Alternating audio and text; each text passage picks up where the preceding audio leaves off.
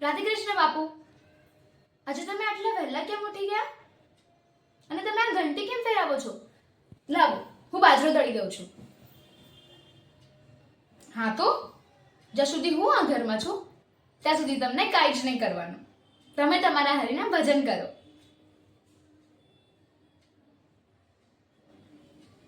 શું?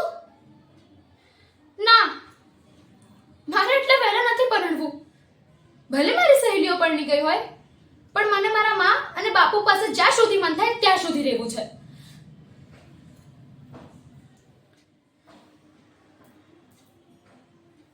બાપુ, એક વાત પૂછું? તમારા અને બહેના વચ્ચે શું નારાજગી છે એ મને હજી સુધી નથી સમજાતું. ભાઈના મોઢામાં જે આવે તમને બોલી જાય છે અને તમે પાછો એનો જવાબ પણ નથી આપતા. હું ભાઈને સમજાવીશ, પણ એનું મગજ છટકે એટલે કોઈનો જ નથી. હા, ઘણીવાર તો મને એવું થાય છે કે તમને બંનેને આમે સામે બેસાડું અને પૂછું, હા તો બોલો, શું કરવું છે? આ મોઢું ચઢાવીને રહેવું છે કે આનંદથી રહેવું છે? હા, હું તમને બંનેને ખીચાવવાની છું. માં બેચારી કહી કહીને થાકી ગઈ. જે રીતના હું ભરતમાં ટાંકા ભરું છું એવી રીતના તમારા બંનેના જીવનમાં હેત ભરી દઉં. ને મારા બાપુ તો છેતનો ધર્યો, કાળી કુટે નહીં એવો.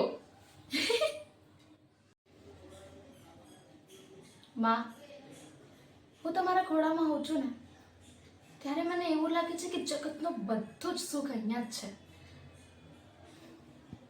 માતા પિતા પાસે આટલો બધો હિતનો ખજાનો ક્યાંથી આવતો હશે?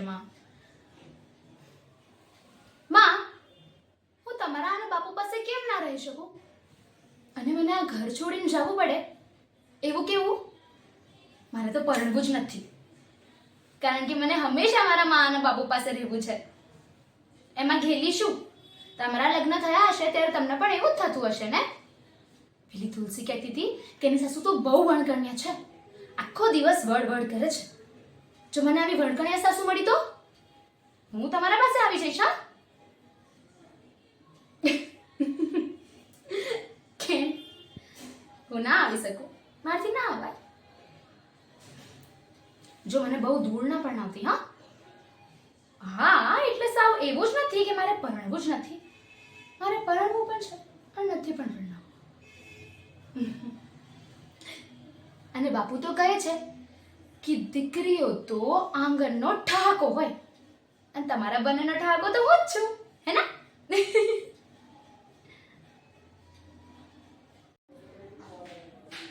એ ભાઈ, ક્યાં જાય છે? ઉભો રે. મને થોડું ઘૂંટણામાં વાલ ભરી આપીશ? લા, વાલ કેમ કેવી રીતે ગૂંથાય એ તને નથી ખબર? જો મારા ભાઈ, વાલ ગૂંથવો હોય ને તો આમ બેઠી પડવાનું હોય, માથે હાથ ફેરવવાનો હોય, કાલે બક્કી ભરવાની હોય. કેમ તને આ વાલ ગૂંથતા નથી આવડતું? મારા સવાલનો જવાબ કેમ નથી આપતો?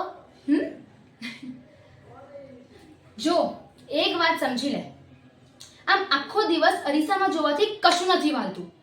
તને બાપુને મનમાં જોવા જ પડશે. હા, એમ.